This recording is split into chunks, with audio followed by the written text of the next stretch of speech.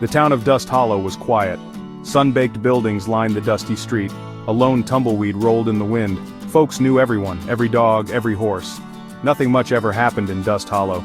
The townsfolk went about their day. Shopkeepers dusted shelves, dogs lazed in the shade, children played stick games by the well, their laughter echoing in the quiet air. It was a day like any other, peaceful, uneventful, until the smoke came. It billowed on the horizon, a dark plume against the clear blue sky. Whispers rippled through the town, spreading like wildfire. The smoke rolled into town, a thick, choking fog. People coughed, covering their mouths with their sleeves. Visibility dropped to mere feet. Panic began to set in. Then, just as suddenly as it started, the smoke began to clear. It swirled and danced, revealing a figure standing in the middle of the square. A man, tall and imposing, with piercing blue eyes that seemed to see right through you. He wore a long dark coat that reached his ankles, its edges flapping in the wind. In his gloved hand he held a sturdy walking stick, its metal tip glinting in the sun. Who was this stranger? And what was he doing in Dust Hollow? The townsfolk stared at the stranger, their eyes wide with curiosity and apprehension.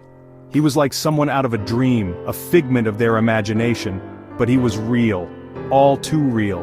Whispers broke out amongst the crowd. Who is he? Where did he come from? What does he want?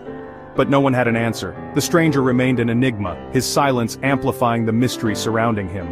A brave soul, old Ma Kettle, stepped forward. She peered up at the stranger, her wrinkled face etched with concern. "Excuse me, stranger," she croaked. "Might you be needin' something? Water? Shade?" The stranger tilted his head as if considering her words. Then a slow smile spread across his face, revealing a set of pearly white teeth. A blood-curdling roar shattered the tense silence. It echoed through the square, bouncing off the wooden buildings. The ground trembled beneath their feet. Fear gripped the hearts of the townsfolk.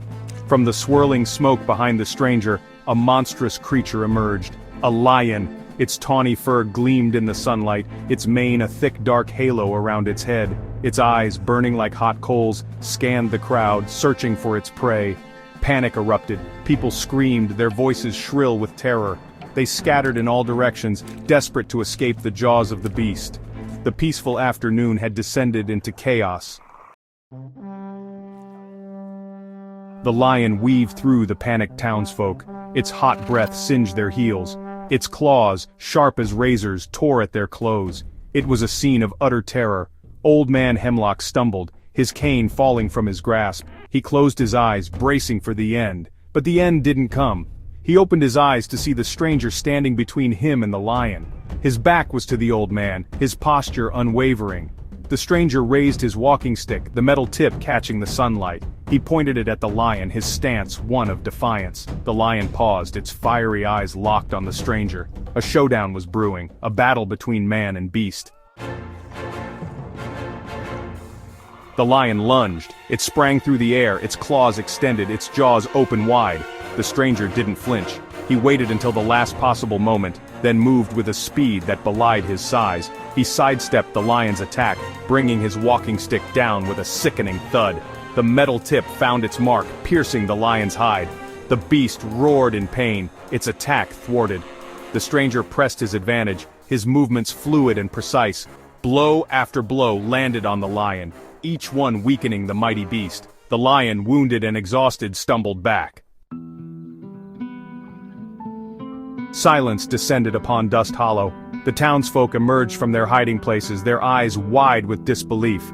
The dust settled, revealing the stranger standing tall in the middle of the square. He hadn't moved. He was their savior. Ma Kettle, her heart still pounding in her chest, approached the stranger.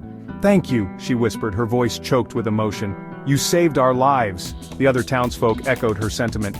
"Thank you, stranger. You're a hero. We're in your debt." He simply nodded his head, a hint of a smile playing on his lips. Then, with a swirl of his coat, he turned and walked towards the edge of town. He disappeared into the swirling smoke, as mysteriously as he had arrived.